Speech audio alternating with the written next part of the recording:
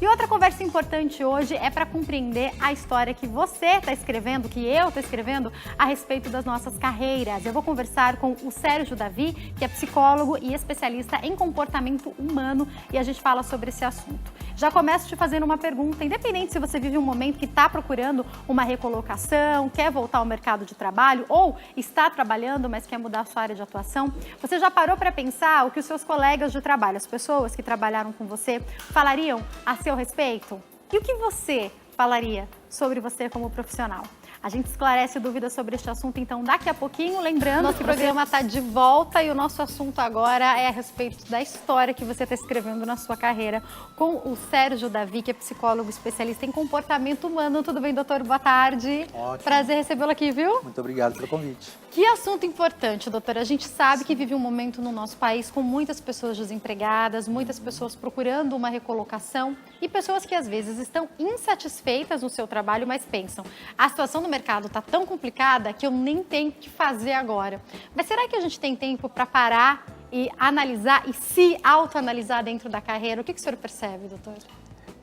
É necessário, porque quando você pensa que a relação mais longa que você tem com o outro é na vida profissional, é o casamento mais longo que a gente tem. Às vezes, na adolescência, a gente começa a trabalhar e trabalha durante muitos anos. Então, é interessante que a gente consiga ter prazer nessa carreira, que a gente repense essa carreira a todo momento, até para que ela se mantenha ativa. Falando sobre o quanto hoje as pessoas estão desempregadas, falta uma reflexão, claro, tem toda uma questão econômica, naturalmente, mas falta uma reflexão sobre como é que eu estou conduzindo a carreira, quais são as ações que eu tenho feito na carreira para garantir que eu me mantenha empregável. Isso é importante. E aí, doutora, a gente vive um momento onde o que eu percebo quando algumas pessoas ficam desempregadas, até relatos mesmo, é que a pessoa ela culpa a empresa, ela culpa a política, ela culpa a economia. E como o senhor falou, a gente sabe que tem várias questões por trás disso sim, que são econômicas. Mas, de um modo geral, as empresas costumam fazer escolhas. E eu acho que é importante a gente pensar, mas por que com 3 pessoas, tudo bem, 2 foram mandadas embora, uma está fazendo um trabalho de 3, isso aconteceu em várias empresas, mas por que eu fui a escolhida para ser mandada embora? E aí, doutor, eu li uma pesquisa recente que falava que a maioria das pessoas são contratadas pelas competências profissionais, mas essas pessoas são dispensadas por problemas comportamentais? Exatamente. Acho que a primeira questão a se pensar é assim, a carreira pertence à pessoa, não à empresa. Então, à medida que eu entendo que a empresa precisa cuidar da minha carreira, ela precisa me oferecer cursos, ela precisa fazer coisas para que eu melhore no meu trabalho, eu já tenho o primeiro erro. Eu trabalho para essa empresa durante o período que eu estiver aqui. Mesmo que seja 20 anos, 30 anos, a carreira é sua, né? No momento que eu for embora, a carreira, ou seja, tudo que eu aprendi, tudo que eu construí, tudo aquilo que eu evoluí, se evoluir, vai comigo. Então, a empresa ela não tem a responsabilidade de cuidar disso, porque ela nem sabe o que eu quero para minha carreira. Então, todas as ações que vão me ajudar na carreira não podem ser imputadas, não podem ser responsabilidade da empresa. Sou eu quem tenho que saber isso, né? Então, quando a gente fala sobre escrever uma história, é ter uma clareza do que eu quero, o que me faz feliz. Acho que são 2 coisas importantes, né? Ter prazer no trabalho, então é preciso aí identificar o que é importante, o que dá prazer para a pessoa e o que eu faço para engordar essa carreira ao longo do tempo que eu permanecer nessa ação, né? Porque se eu tenho prazer no que eu faço, consequentemente eu tendo a fazer bem. Se eu faço com prazer, eu faço parte da solução. As pessoas, quando elas não estão felizes no trabalho, elas reclamam, elas fazem o estritamente necessário. Se existe um problema, ela vai falar incessantemente sobre, olha o que está acontecendo, olha que problema, também ali. A pessoa fica com foco no problema. Quando se gosta do que se faz, a gente tem um outro olhar. Né? Os problemas são encarados como desafios e, nossa, isso nunca aconteceu comigo, que bacana, ter a oportunidade de melhorar a partir disso daqui. O olhar é um outro. Consequentemente, isso ajuda as pessoas a falarem da minha reputação. Eu vi no início do programa, você falava com o Zeca, né? Isso. Tenho coisas boas a falar sobre você. Quem constrói a reputação sou eu, com as minhas boas ações, né, com os comportamentos que são adequados. Eu tenho a habilidade técnica, mas eu preciso com isso depois ter comportamentos adequados. E com isso, as pessoas vão falar a meu respeito. Porque não adianta você falar que você é bom naquilo que você faz ou que você é uma pessoa fácil de trabalhar em equipe. Quem tem que falar isso é quem trabalhou com você, né? Exatamente. Por isso que numa entrevista de emprego, é natural no processo seletivo, que as pessoas, né, o selecionador, busque saber referências E vai liga ligar, mesmo, né? vai ligar para saber. Eu achei interessante. Esse outro dia eu conversei com uma pessoa muito próxima, que tinha saído de uma empresa e foi para outra, e nós estávamos juntos, e o chefe falou, não, mas me ligaram de lá, e ligaram para uma outra colega de trabalho dele também. Eu falei, uau, eles ligam mesmo para saber, né? Porque, veja, o momento que eu quero um trabalho, se eu tiver muita necessidade desse trabalho, pode ser até que eu identifique nesse ponto que tem coisas que eu não vá gostar muito, mas eu vou falar só bem de mim, eu vou falar tudo aquilo que for necessário para que me contratem. Então, dificilmente, né, em sã consciência, ninguém vai falar mal de si. Então, o momento é esse de colher informações com quem trabalha com você, no momento que você está tranquila, está senhora de si, de que essa situação está ganha. Quando não tá com nenhuma decisão importante, né? Porque se o outro tem que te contratar, você só vai falar bem de você. Mas como que era quando você estava estável no seu emprego, Quando eu estava tranquilo, achando que estava senhor da situação, né? Esse é o momento das pessoas saberem como você é. Né? E doutor, a gente ouve e lê muito falar sobre como todas as nossas relações são políticas de alguma maneira. E o que eu percebo no mercado de trabalho, e eu acho que a maturidade também traz isso, é que existem pessoas que explodem, que brigam com o outro, que demonstram seus problemas de vida pessoal, e isso acaba interferindo na profissão, no trabalho, na maneira como o outro vê. Quando você pensa em ser uma questão política, você toma mais cuidado em o que você vai expor e o que você vai falar para o outro. Até que ponto, pensando na questão do comportamento humano, a gente deve agir de maneira natural? Até que ponto a gente deve agir de maneira política? Como é que é isso, doutor? A minha liberdade termina quando começa a sua, é uma questão de respeito.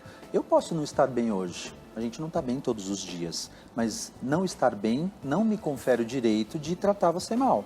Então aí eu tenho que entender, se eu não estou dando conta de guardar comigo, talvez eu tenha que evitar alguns... hoje não é um dia de marcar uma reunião. Né? Hoje não é um dia de eu chamar o meu liderado para dar um feedback para ele, porque provavelmente se eu tiver alguma coisa para corrigir no trabalho dele, hoje eu vou falar da pior maneira. Então tem que tomar alguns cuidados. A gente escolhe o momento de falar para ter conversas difíceis, às vezes nas nossas relações pessoais, não é? Você faz isso com a esposa, com o marido, com os filhos, Sim. né? A gente se aborrece lá também, fala, hoje não é o momento de eu falar com a pessoa sobre isso, pelo menos não é a hora. Ou quando a mãe fala pro filho, não vai perguntar para ele hoje se ele vai deixar você comprar o videogame, que não é a hora, hoje seu pai tá nervoso. A mãe sempre sabe a hora certa, né? No trabalho é igual, né? A gente vive política o tempo inteiro em todas as nossas relações. É que as pessoas associaram política a coisas tão ruins que desassociou da relação. É relação humana. É isso mesmo. E aí, doutor, eu queria te perguntar, a gente teve um boom das mulheres no mercado de trabalho, que bom. Inclusive crescendo em cargos de liderança, embora eu sempre digo, a gente sabe que as mulheres ainda ganham cerca de 26% menos do que os homens nos mesmos cargos, mas isso é uma conquista que a gente sabe que estamos alcançando. Só que pensando nesse crescimento da mulher no mercado de trabalho, eu queria entender o comportamento da mulher, pensando na construção da carreira, é muito diferente do comportamento do homem. O que as empresas buscam hoje, doutor?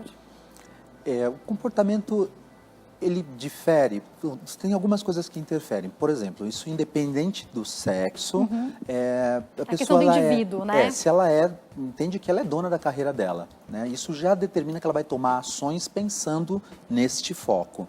E tem questões aí, se a gente pensar num país que ainda é machista, que um mercado de trabalho que ainda dificulta o processo para as mulheres acabam ficando com algumas responsabilidades da vida fora do trabalho, mais em quantidade até. A gente acumula mais. Que bom, você concluiu. A gente acumula mais, essa é a realidade, nós sabemos. Pois é. Depois que tem filhos, então... E algumas empresas não compreendem assim. Mas pensar que no alto escalão são os homens que ainda estão, em sua maioria, eles não compreendem. A gente ouve pessoas dizendo, mas não vou contratar, imagina, ela é nova, ela vai engravidar, como é que vai ficar? Como se isso pudesse ser um problema.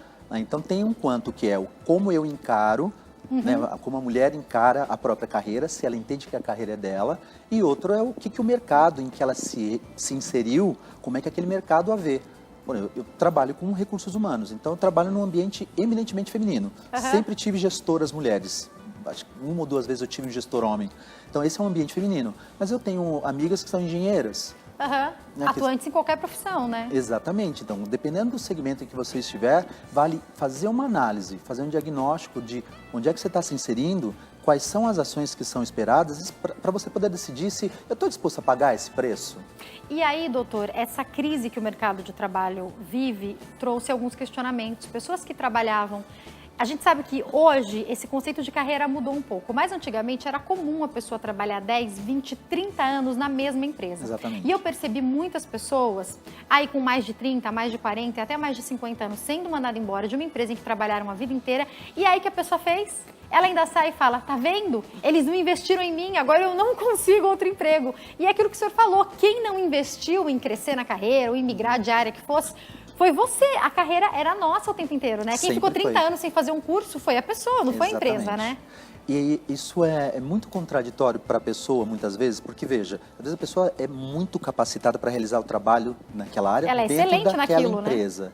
E ela, focada em fazer cada vez melhor, ela está mergulhada no trabalho a ponto de não sobrar tempo para fazer outras coisas. E aí, o que ela faz? Trabalha cada vez mais, se dedica cada vez mais. Se for para se especializar só dentro daquela área também, área, não vê o que o mercado está pedindo para pessoas formadas naquela área, ou que atuem naquela área, porque para aquela empresa, tudo que ela tem, basta. Então, ela tem uma falsa ilusão de que tem o suficiente.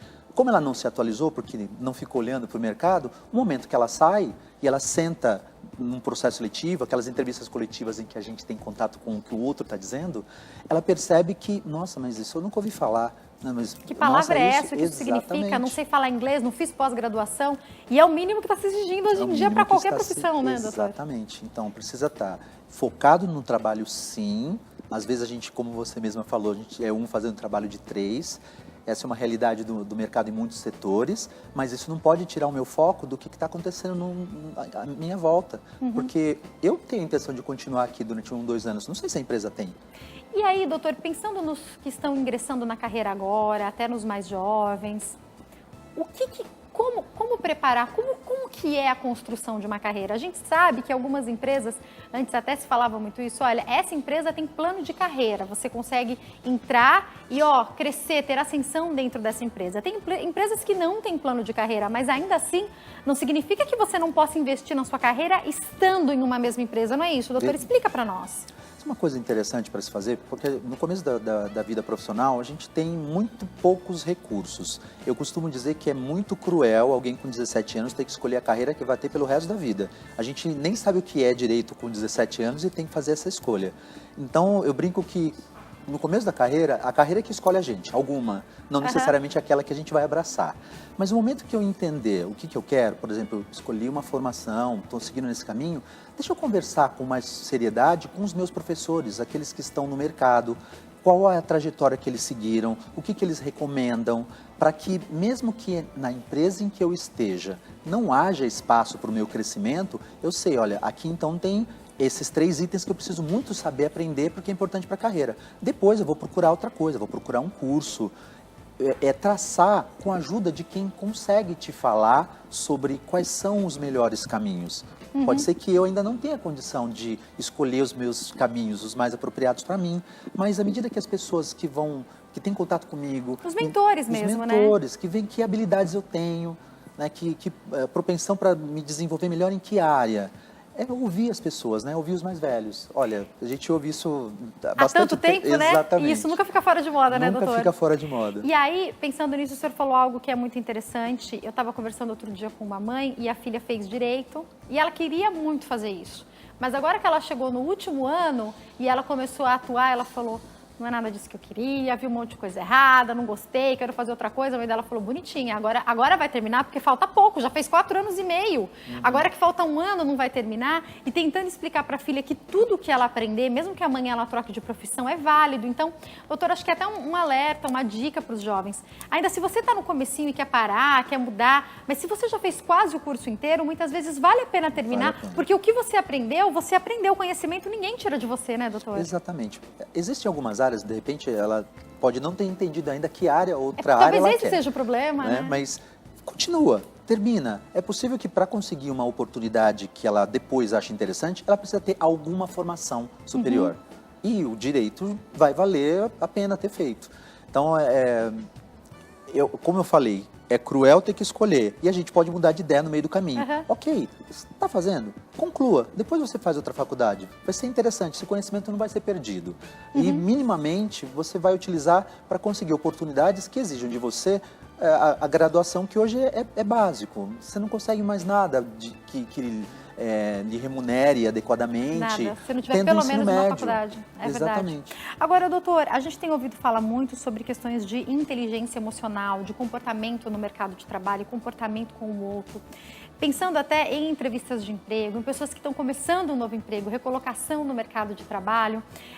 Qual que é a dica? Porque tem muita pessoa com currículo igual, tem muita pessoa procurando uma vaga que fez, às vezes, a mesma faculdade que o outro, tem o mesmo curso de pós-graduação, e é naquela conversa, naquela entrevista que a pessoa vai ter a oportunidade de se destacar ou não. O que fazer nessa hora, doutor? Tá todo mundo nervoso ali, provavelmente, né? Sim. Sabe uma coisa que eu fiz no começo da minha carreira? Por favor. Porque eu me formei e demorei uns 2 anos para conseguir entrar na área. Eu estava um dia sentado em frente do computador, desolado, né? Tinha mandado vários currículos, aí eu vi uma headhunter, enfim, uma selecionadora, vi o contato dela numa rede social, e eu mandei um e-mail para ela. Olha, está passando por isso, assim, me ajuda. E ela me respondeu, e ela me deu orientação. Então, quem que está em contato com diversas pessoas, com diversas áreas, com as diversas empresas, está no meio, né? Com as diversas empresas e com diversos candidatos, sabendo o que a empresa está pedindo e o que essas pessoas não estão entregando. Então, talvez valha procurar contato com os selecionadores. Muitos se dispõem até a ajudar. É importante o que o senhor está falando, doutor, porque eu estava vendo algumas áreas e eu estava vendo, poxa, que interessante, falta de profissionais no setor X, falta de profissionais no setor Y. E essa crise, será que, na verdade, a gente não está falando também sobre uma dificuldade de mão de obra qualificada ou de que as pessoas consigam mostrar que elas são aquilo que a empresa precisa, não é verdade, doutor? Então, esse é o meu trabalho, né? De ajudar a empresa a enxergar em mim o que ela precisa. A história do construir uma reputação, né? Ter boas ações para que a empresa consiga enxergar. E quando a gente pensa em carreira, a gente tem que ter uma clareza de o que nos agrada. Né? E se isso não veio ainda, que o autoconhecimento me permita saber o que eu sei fazer bem. Pode não ser para algumas pessoas é tão mais fácil, doutor, do que para outras? Tem gente que realmente com 17 anos já sabe o que quer e vai querer aquilo pro resto da vida. Tem gente que com 40 anos já começou e terminou várias faculdades e fala, eu ainda não achei uma coisa que eu gosto. Talvez seja a falta desse autoconhecimento mesmo. Autoconhecimento ajuda bastante. O quanto essa pessoa foi estimulada, né? Hoje a gente tem tantas possibilidades de oferecer para as crianças tantas informações. Não quer dizer que cada uma coisa que eles vão fazer, eles precisam se formar. Ah, fez balé, vai fazer 7 anos de balé, 10 anos de piano. Não, mas são experiências que permitem a criança ou adolescente conhecer o que existe ali de possibilidades, né? Se não existe essa estimulação, eu acho que é importante buscar ações que permitam o autoconhecimento. Se eu não sei quais são as minhas habilidades, é provável que eu, repetidas vezes, me coloque em situações que expõem minhas fraquezas. Se eu sei quais são as minhas habilidades e quais são as minhas fraquezas, eu sei onde eu posso me arriscar e sei o que eu preciso evitar. Pode complementar, por favor. Um exemplo interessante que as pessoas veem, tem alguns programas de TV que falam bastante, às vezes, de culinária e tal, então vejo pessoas de diferentes carreiras tentando dar uma guinada na carreira na direção daquilo que desejam, né, tendo o sonho, mas veja, as pessoas estão formadas, estão buscando alguma coisa, construíram carreiras, mas vislumbrando outras coisas. Então, eu acho que precisa também abrir o leque. Porque a sociedade nos cobra, pai, mãe, eu sou psicólogo, minha mãe queria que eu fizesse economia, meu pai queria que eu fizesse administração. Então talvez eu não fosse feliz, talvez eu fosse frustrado. A gente tem muita informação sobre o que nós devemos fazer, vinda do externo. Outros, né? Então é preciso ouvir os mais velhos, mas buscar saber, tá, eu estou fazendo isso, está me dando satisfação? O que vai me dar satisfação? O que vai me dar prazer? E existem formas de você procurar orientação vocacional, que é muito oferecido para jovens ainda, para pessoas até 30 anos, não que isso seja um limite, mas é comum, porque hoje a adolescência está prolongada, né? Então, a orientação vocacional é interessante. Procurar um coach pode ser um caminho também. Vou deixar os seus contatos, doutor Sérgio, e eu acho que uma coisa interessante disso que ele falou sobre os realities de pessoas cozinhando, tem para doce, tem para todos os tipos de comida, tem vários realities. pessoas de várias idades, muitas vezes querendo migrar completamente a carreira, né? Não, meu sonho agora, por exemplo, é ser cozinheiro. E o que eu percebo aí, já para finalizar, é que tem pessoas que menosprezam. Não, mas você é isso e agora você vai fazer isso? Você já é formado, você já é pós-graduado, você já fez MBA. Então, se a pessoa quer mudar, se isso vai trazer felicidade e satisfação, não é só o resultado no bolso que deve ser o principal, né, doutor? Para quem quiser entrar em contato, tem o site www.canaldesenvolver.com e tem o blog também, que é para desenvolver pessoas.com.br. Tá passando aí para vocês. Doutor, por favor, volte mais vezes, viu? Muito Foi um obrigado prazer pelo recebê-lo. convite. Uma Um ótima prazer estar tarde. aqui. Obrigada a você também.